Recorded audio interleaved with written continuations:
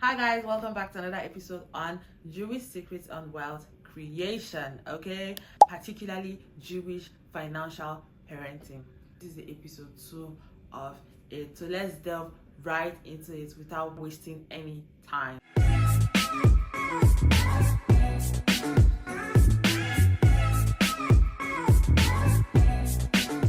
So in the last video, we spoke about being deliberate, starting early, Nwaboyi, and how that is being studied in the Western world. Meanwhile, here in Nigeria, we don't even practice it as much, or rather, we practice certain things with other people's children who have come to learn from us, and all those crucial lessons that we teach them, experiences and everything while they are working with us, we do not teach it to our children. Rather, we leave our children to formal education. Now, today we're going to be talking about the certain things that the Jewish people teach their children when it comes to finances, when it comes to money, ego, kudi. Number one is Jewish kids are taught wealth is a tool for purposeful living. Okay? They are taught that is a tool for purposeful living rather than just consumption. Many of us saw money as just a way for us to, survive. We rent a house, pay school fees, eat, go out, come back, be able to hopefully buy a car and do some other crucial things, right? But we were not taught that money is for purposeful living.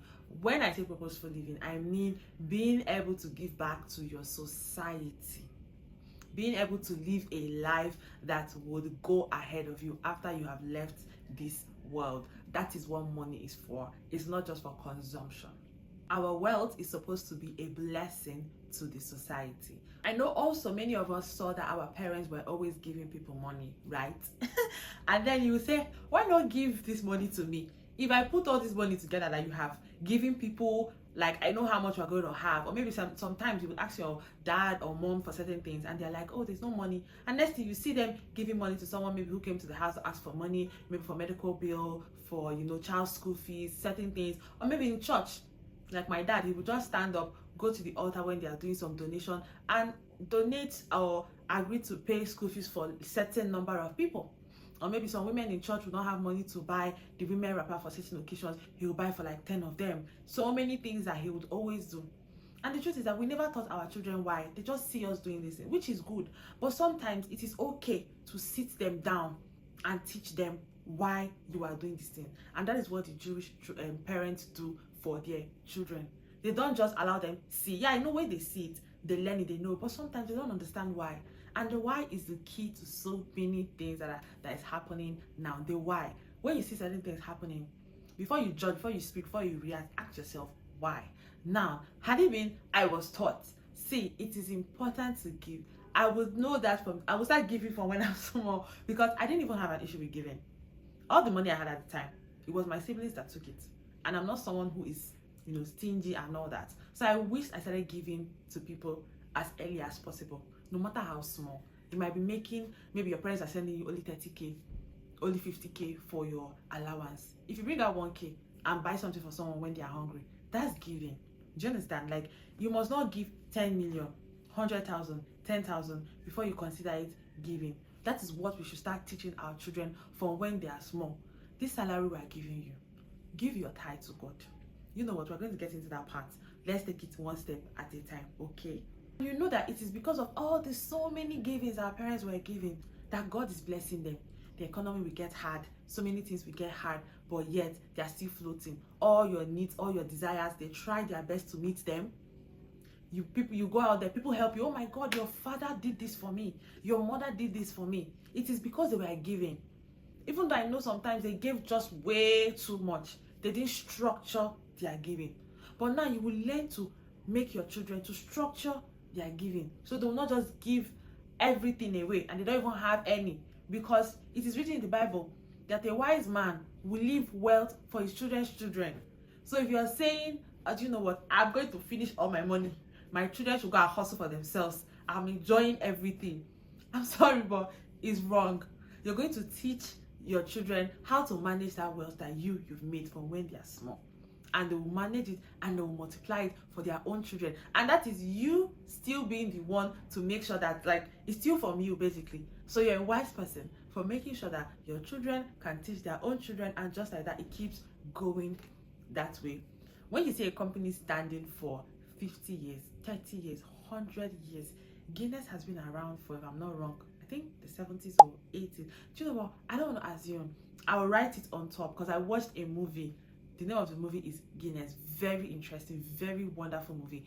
And I was like, how did these people last for so long? Their systems, their structures, their disciplines, there are certain things they've put into place from one child to another, from one generation to another. They are not stepping down their culture for anybody.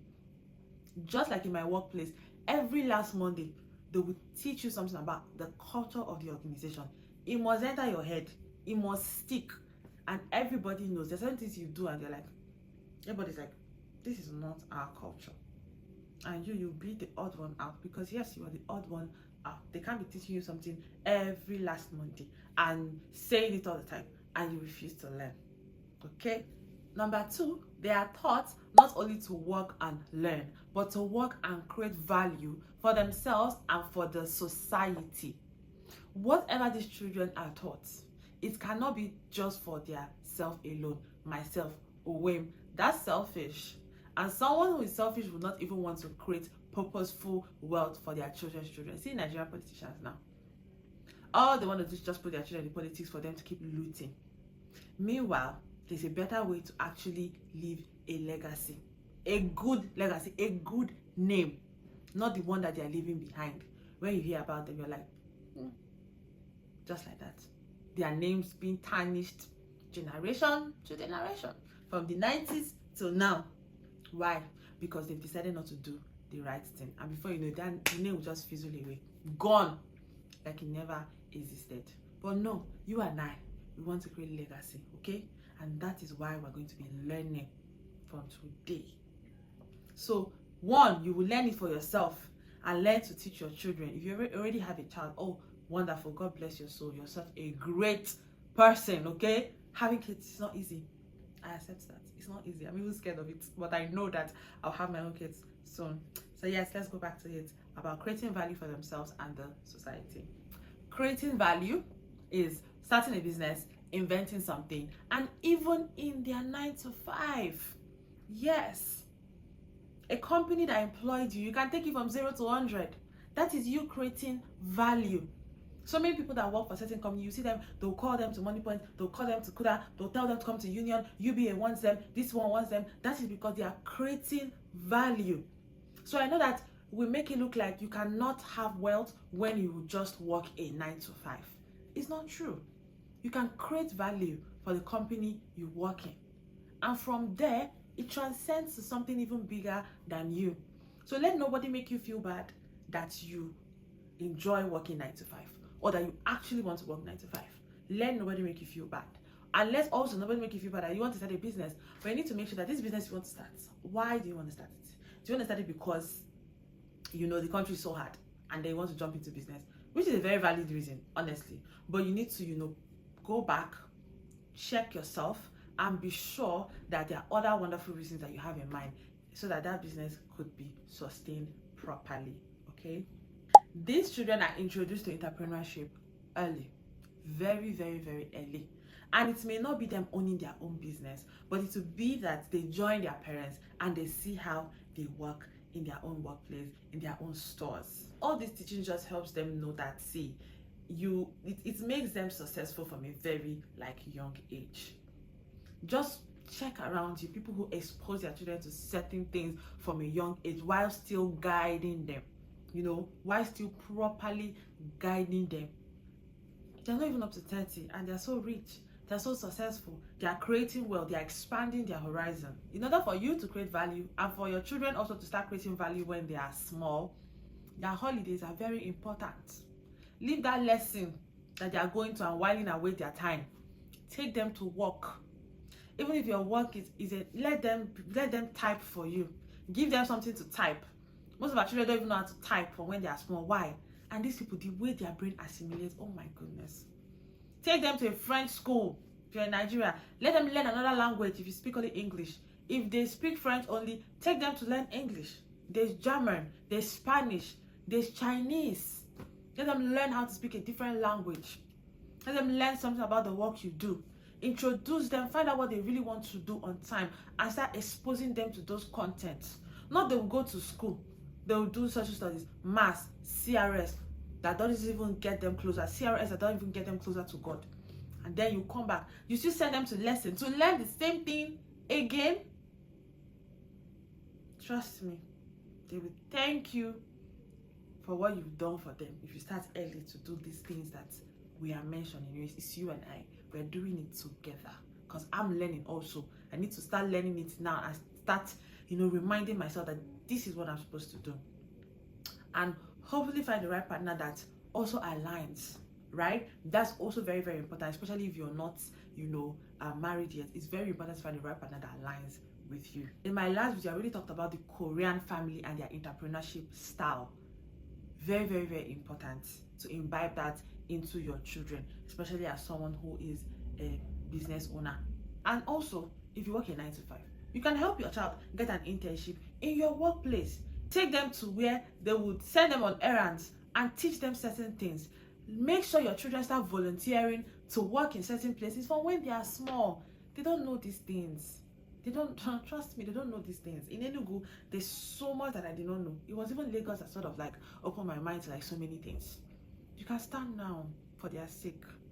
Okay? Proverbs chapter 6, verse 22 says, train up a child in the way he should go, and when he is old, he will not depart from it. And so I know that there are certain times where our teenagers would act up. Yes, it's annoying to see sometimes. I just want to leave them. But if you start really early, they might at some point fall by the wayside. But with prayers and just certain things never just goes away.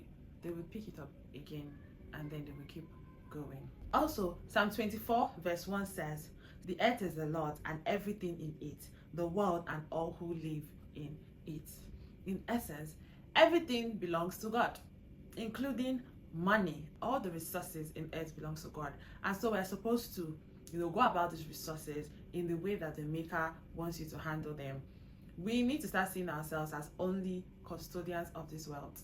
When we see ourselves as custodians, I believe that we would handle wealth better. So yes, we should learn this for ourselves and also for our children.